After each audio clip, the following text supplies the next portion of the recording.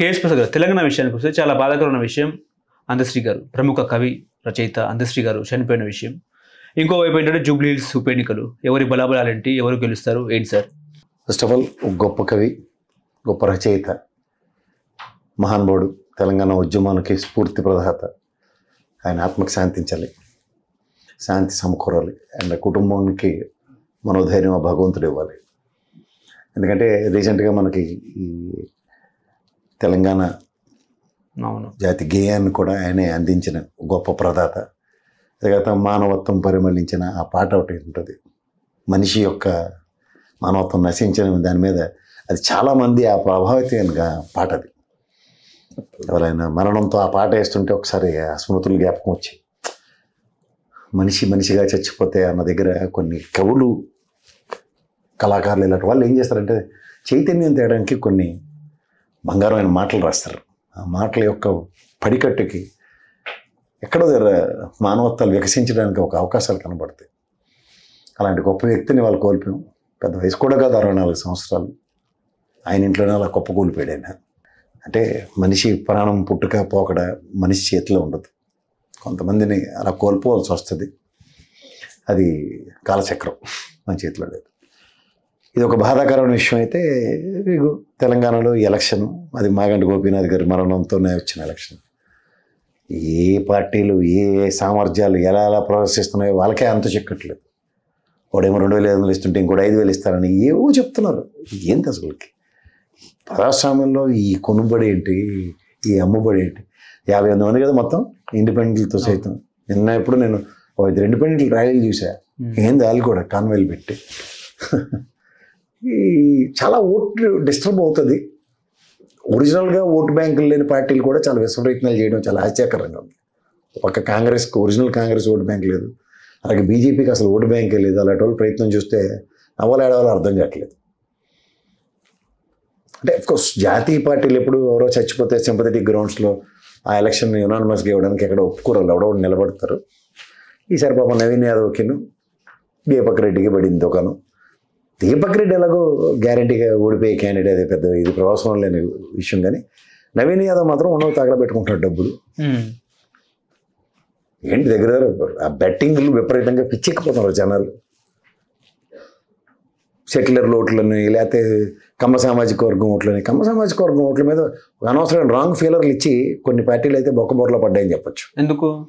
34,000 పైసలకి ఓట్లు ఉన్నాయండి. అయితే ఇప్పుడేమో ఆవిడ పనికిమాల లెక్క కొట్టేసి 5,700 ఉన్నారు.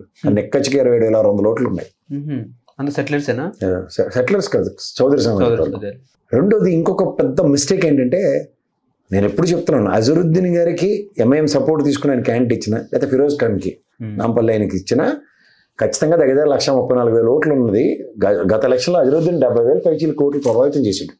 దానికి ప్యారల్గా మాగంటి గోపీనాథ్ గారికి కూడా అంతే స్థాయిలో ఓట్లు పడ్డాయి, సగం సగం పడినట్టే చెప్పాలి. సో కెపాసిటీ ఎక్కడి నుంచి ఉంది అన్నది చూసుకుంటే, ఒరిజినల్గా మాగంటి గోపీనాథ్ గారికి సమ్ ముస్లిం మైనారిటీ ఓటు బ్యాంక్ ఉందన్నది ఎస్టాబ్లిష్ అయింది. ఇక్కడ ముస్లిం ప్రాధాన్యత వహిస్తున్న అజరుద్దీన్ గారి వల్ల ప్రభావితం అయిందని కూడా ప్రూవ్ అయింది. కానీ ఇక్కడ out of the box Congress పరంగా ముస్లిం క్యాండిడేట్ కాదు. సో ముస్లిం ఓటు బ్యాంక్ అన్నది మళ్ళీ ప్రశ్నార్థకం. ఇక్కడ మీకు ఈ 2 ఓటు బ్యాంకులు దగ్గర 3,40,000 ఓట్లలో 1,34,000, ఇది 27,000, అంటే దగ్గర 1,65,000 ఓట్లు అన్సర్టన్గా కొన్ని పార్టీలు అలర్ట్ అయి ముందుకెళ్తున్నాయి. ఇది ఇంకో శాతం. క్యాండిడేచర్స్, ఇండివిజువల్ క్యాండిడేచర్స్ చూసుకుంటే Deepak Reddy potential is very poor. ఈయన నవీన్ యాదవ్ స్థానికతను జస్టిఫై చేసుకుంటూ చూస్తే 16 to 20% ప్రభావితం చేయగలుగుతున్నాడు. ఏదైనా బంగారంపల్లికి గోడ చేరికన్నప్పుడు పార్టీలు ఎలా యాడ్ అవుతున్నాయి అన్నదే ప్రశ్న. ఇప్పుడు మాగంటి గోపీనాథ్ గారికి కూడా చెప్పాలంటే 3 consecutive times గెలిచిన చరిత్రతో వాళ్ళ ఫ్యామిలీకి సింపతి యాడ్ అవుతుంది. బీఆర్ఎస్ పార్టీకి ఒరిజినల్గా ఓటు బ్యాంకు ఉంది. ఎందుకంటే ఇక్కడ మీరు గ్రేటర్ హైదరాబాద్లో గెలిచిన ఎలక్షన్స్ అన్నీ చూసుకుంటే మీరు బీఆర్ఎస్ఏ గెలిచింది, కాంగ్రెస్కి ఉనికి లేదు. మూడో పాయింట్, ఇప్పుడున్న క్రిటికాలిటీ క్రూషియాలిటీలో ఏ ముస్లిం ఓటు బ్యాంక్ మీద ఎక్కువ ప్రభావం చూపించే ఎలక్షన్లో దీనికే ప్రాబిలిటీస్ ఎక్కువ కనబడుతుంది. సో వీటిలన్నిటి దృష్ట్యా ఈ ఎలక్షన్ ఒక డిసైడింగ్ ఫ్యాక్టర్ కింద కాంగ్రెస్ పార్టీని ఎత్తికేసుకున్నా సరే, ముఖ్యమంత్రి గారు సర్వంతానే నడిపిస్తున్నా సరే, ఎంతవరకు రీడ్ అవుతుంది అన్నది పెద్ద ప్రశ్న కింద మిగిలిపోతుంది. చూసుకోవాలి. హైడ్రా ఎఫెక్ట్ బాగా కనిపించిందా? చాలా సీరియస్గా కనబడుతుంది సార్. మీకు ఒక సామాన్య మానవుడి యొక్క స్థితిగతులు ప్రభావితం చేసే అంశాలు ఏవైతే ఉంటాయో, ప్రభుత్వ తరఫున అయితే సంక్షేమం, వాళ్ళు ఇచ్చింది ఫ్రీ బస్సును ఆరోగ్యశ్రీ తప్ప ఇంకేముంది. మన కేటీఆర్ గారు రోడ్ షో అయితే మొత్తం తాకరా అయిపోయింది వీళ్ళకి. అవునవును. ఎందుకంటే ఆ నెగిటివ్స్ని ఐడెంటిఫై చేసినప్పుడు అవును రైడ్ బంగారం ఇవ్వలేదు, అవును రైడ్ అలా ఇస్తానడు ఇవ్వలేదు ఇవన్నీ. తర్వాత ఒక పక్క కాలేజీల్లో ఫీజు రీయింబర్స్మెంట్ మీద భయంకరమైన కూడా చెప్పినాడు.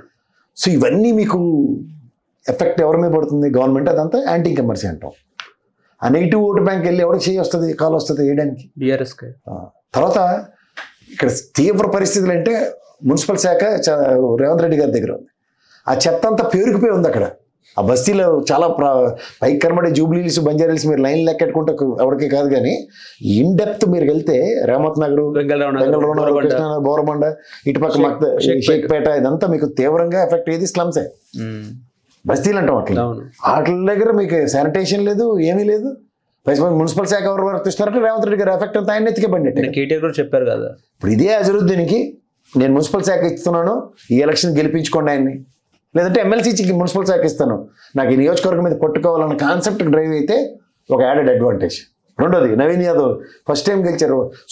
మన ఎవరంటే సుదర్శన్ రెడ్డి గారు లాంటి క్యాబినెట్ దిక్కు లేదు. ఈ నవీన్ యాదవ్ని ఏ ప్రాతిపదిక మీద క్యాబినెట్లో తీసుకోవడానికి వెసులుబాటు ఉంది?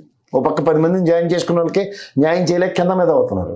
సో ఇలాంటి తీవ్ర పరిస్థితుల్లో నవీన్ యాదవ్ భవిష్యత్తు ఒక విధంగా ప్రాస్పెక్టివ్గా ఆయన గెలిచినా ఒక మంత్రిత్వ శాఖ ఇద్దామన్న దగ్గర డిస్కషన్స్ లేని ముఖ్యమంత్రి ఇంత సర్వంతానే నడిపిస్తున్నప్పుడు నవీన్ యాదవ్కి ఒక ఫ్యూచర్ ప్రాస్పెక్టివ్ కనబడాలి కదా. నేను మున్సిపల్ శాఖ ఇస్తాను, మీకు శానిటేషన్ ప్రాబ్లం ఉండదు, ఆయన నియోజకవర్గాన్ని ఎలా కాపాడుకుంటాడో ఇది ఆయనకి ఎర్క్లెన్ టాస్క్ అవుతుందని చెప్పడానికి లేదు. మీరు అన్నట్టు హైడ్రా వల్ల మొత్తం సామాన్య ప్రజలు అతలాకుతలం అయిపోయారు. ఇదే కాంగ్రెస్ పార్టీ భీమరావు నగర్ అనుకుంటున్నది, ఏది గాంధీ భవన్ పక్కన ఎంత ప్రాస్పెక్టివ్గా ఎంత పకడ్బందీగా రాజశేఖర రెడ్డి గారు అన్ని డీసీఎంలు పిలిపించి సామాన్లు అనేసి ఐంద్రామ గృహాలు ఇచ్చారు. ఇక్కడ అలాంటిది ఏమైనా చేశారా? సో ఇవన్నీ ఎఫెక్ట్ పడకేమవుతాయి? ఆ నెగిటివిటీతో 2 సంవత్సరాల పరిపాలన నెగిటివ్. తర్వాత ఒక కునుకునక మీద తాటి పడినట్టు బై ఎలక్షన్. మీకు ఇంకోటి సాయన్న చనిపోయిన తర్వాత వాళ్ళ అమ్మాయికి ఎలా ట్రావెల్ అయిందో ఏది సింపతి. ఇక్కడ గోపీనాథ్ గారు చనిపోయిన తర్వాత వాళ్ళ వైఫ్కి ట్రావెల్ అవ్వడం సహజం. కానీ తదనంతర పరిణామంలో సాయన్ గారు కూతురు కూడా చనిపోయిన తర్వాత వేరే వాళ్ళు నిలబెడితే ఓడిపోవడం అన్నది కాంగ్రెస్ పాకెట్లో తీసుకుందాం అంటే సింపతి ఓట్ అన్నది ఒక పర్సంటేజ్ ఉంటుంది. అది ఎందుకు మీరు క్యాలిక్యులేట్ చేయట్లే? వాళ్ళు కాకపోతే కంటైన్మెంట్ చూపిస్తున్నారు. ఉదాహరణ నేను చెప్తుంది కంటైన్మెంట్ అదే కదా. సో ఇవి గమనించుకోవాలి. ఒక ఛాలెంజింగ్ ఆస్పెక్ట్లో ముందుకు పరిగెడదాం అన్నప్పుడు బీజేపీకి ఇదే సెట్ బ్యాక్. ఆ దీపక్ రెడ్డి క్యాండిడేచర్ బదులు డాక్టర్ పద్మ గారు ఉన్నారు. ఆవిడ క్షేత్రస్థాయిలో మొత్తం గల్లీ బస్తీ మీద పూర్తి అవగాహన ఉన్న వ్యక్తి తిరిగింది, ఆవిడ పనిచేసింది మెడికల్ క్యాంపులో అవి పెట్టి. అలాంటి వాళ్ళు ఉనికిని చాటుకునే వాళ్ళకి, స్థానికతను చాటుకునే వాళ్ళకి అవకాశం కల్పిస్తే కిషన్ రెడ్డి గారి వాళ్ళకి అని చెప్పి దీపక్ రెడ్డికి ఇస్తే ఏమవుతుంది? ఇలాగే ఉంటాయి. ఓకే. హలో, తెలుగు రాజ్యం ఛానల్ చూస్తున్నారా? సామాజిక రాజకీయ జీవన చిత్రణే తెలుగు రాజ్యం. అతిశయోక్తులు అసత్యాలు ఉండవు. రాజకీయ కోణం కాదు, ప్రజా కోణమే కొలబద్ద. తెలుగు రాజ్యం వీక్షణ మీ ఉత్తమ అభిరుచికి నిదర్శనం.